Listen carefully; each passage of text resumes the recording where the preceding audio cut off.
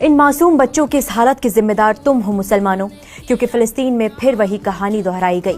Israel ने cease fire तोड़ दिया। 29 अक्टूबर 2025 को इजराइल के हवाई हमलों ने 200 निर्दोष फिलिस्तीनियों की जान ले ली, जिनमें दर्जनों मासूम बच्चे और बूढ़े बुजुर्ग शामिल थे, जो लगातार रेफ्यूजी कैंप में पनाह ले रहे थे, और उन्हीं लोगों को निशाना बनाया जा रहा है।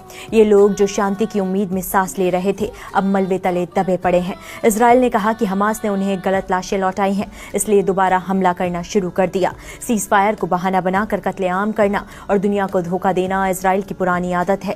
मासूम फिलिस्तीनी सवाल कर रहे हैं कि ए मुस्लिम मुल्कों, तुम्हें शर्म नहीं आती? तुम्हारी खामोशी, तुम्हारा डर फिलिस्तीन के इन मासूमों का खून बहने की इकलौती वजह बन रहा है।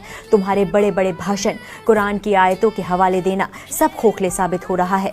हैरत की बात तो ये है कि कुछ मुस्लिम देश तो इजराइल का साथ दे रहे हैं। अब्राहम समझौते के तहत यूएई, बहरीन, मोरक्को और सूडान खुले तौर पर इजराइल के कंधे से कंधा मिला रहे हैं। भले ही ईरान कह रहा है कि बंद कर दो, लेकिन ये देश जो खुद को इस्लाम के नाम पर चलता बताते हैं, फिलिस्तीनी खून के व्यापारी बन गए। और अमेरिका हमला होने के बावजूद कह रहा है कि कुछ हुआ ही नहीं। अमेरिका सीधे तौर पर इजराइल को अरबों डॉलर की मदद, हथियार और आशीर्वाद दे रहा है।